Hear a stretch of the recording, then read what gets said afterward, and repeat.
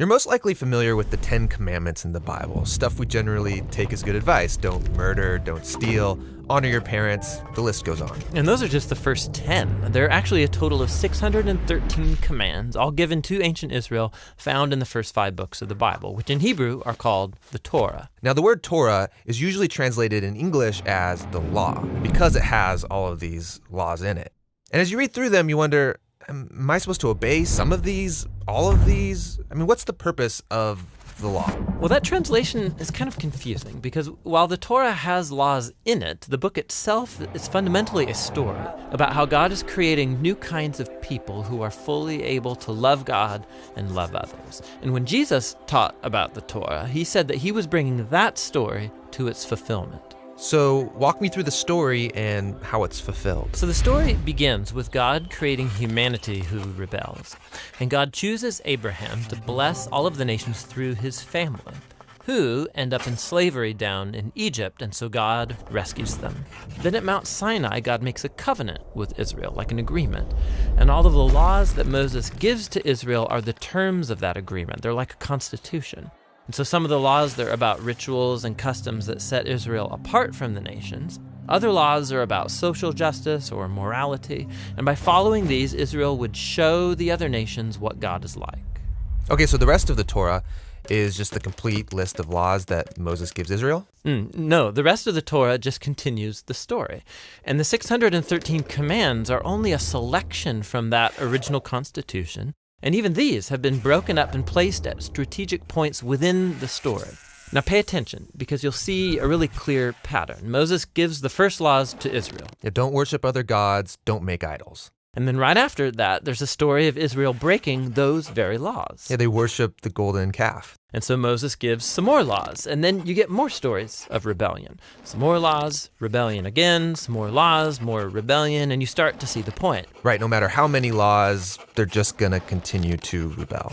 So at the conclusion of the Torah's story, Moses gives this final speech to Israel as they prepare to go into their new home. And he tells them, you guys, I know that you're not going to follow all of God's laws. You've proven to me that you're incapable. And Moses says the problem is that their hearts are hard and that they're going to need new, transformed hearts if they're ever going to truly follow God's law. And he was right. I mean, the story goes on to recount Israel's total failure. They go into the land, they break all the laws. Right. Now, the next section of books in the Jewish tradition are the 15 books of the prophets, and they reflect back on the story. For example, Ezekiel, he said that if Israel was ever going to obey the law, God's Spirit would have to transform their hard hearts into soft hearts. And Jeremiah said that's when obedience to God's commands wouldn't feel like a duty, but they would be written deep in their hearts. And Isaiah, he promised a future leader, Israel's Messiah, who will lead all of the people in obedience to the law. Now, in Jewish tradition, all of these books together are called the prophets, even the historical books, because they're continuing the story told from the perspective of the prophets.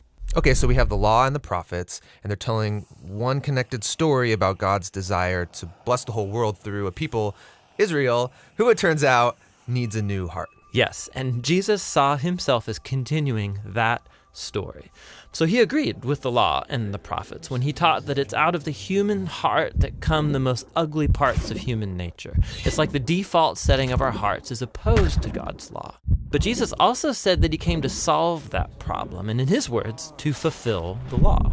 So what does he mean there, to fulfill the law? Well, first he said that the demand of all of the laws in the Torah could be fulfilled by what he called the Great Command, that we are to love God and to love others. So that seems pretty easy. I mean, we all want to love. Well, we think we want to love.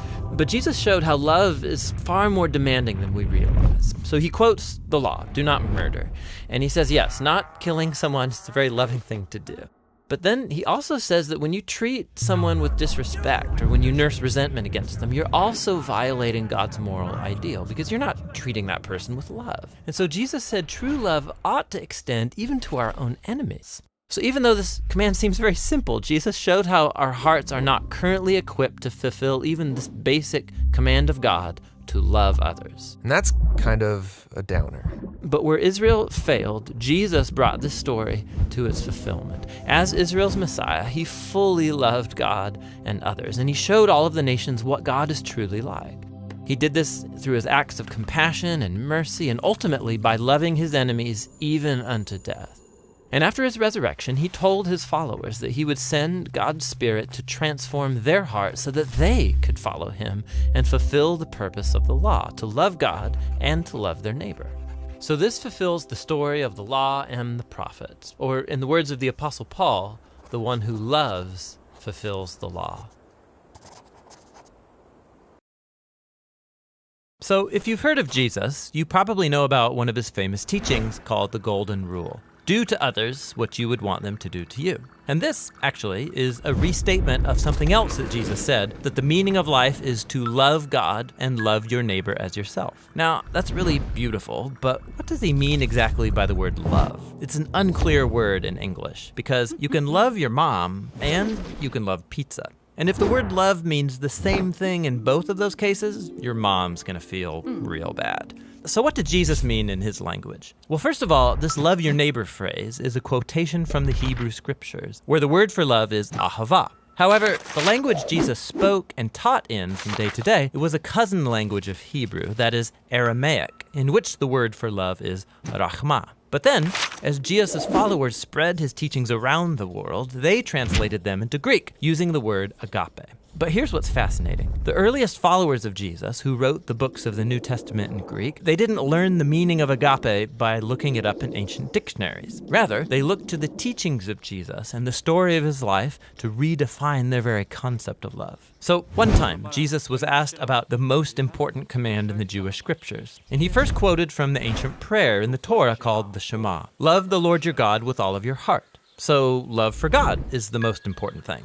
But then Jesus quickly followed up by saying another command from the Torah was also the most important, to love your neighbor as yourself. So which is the most important, loving God or loving your neighbor? Jesus' answer is yes. To ask the question means you don't get his point. For Jesus, they are two sides of the same coin. Your love for God will be expressed by your love for people, and vice versa, they're inseparable. And so this makes it clear that for Jesus, agape love is not primarily a feeling for someone else that happens to you, like our phrase, I fell in love. For Jesus, love is action. It's a choice that you make to seek the well-being of people other than yourself. Jesus also went on to teach that genuine love for God and others means seeking people's well-being without expecting anything in return, especially from people who are in difficult situations, who can't repay you even if they wanted to. According to Jesus, this kind of generous love reflects the very heartbeat of God. And he took this even further. Jesus said that the ultimate standard of authentic love is how well you treat the person that you can't stand. Or in his words, you shall love your enemy and do good to them, expecting nothing in return. For Jesus, this kind of enemy-embracing love imitates the very character of God himself.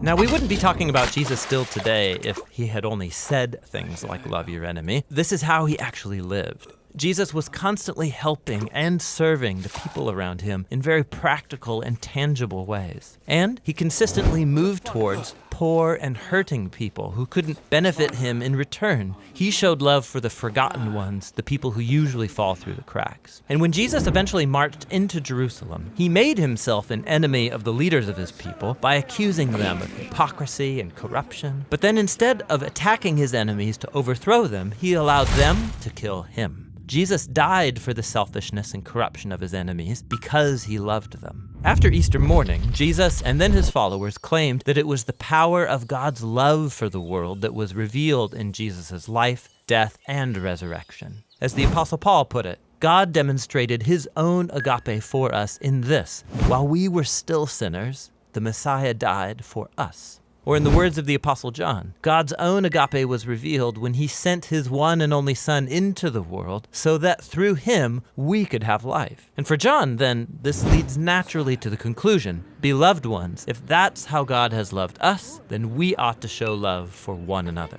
So Christian faith involves trusting that at the center of the universe is a being overflowing with love for his world, which means that the purpose of human existence is to receive this love that has come to us in Jesus and then to give it back out to others, creating an ecosystem of others-focused, self-giving love. And that's the New Testament meaning of agape love.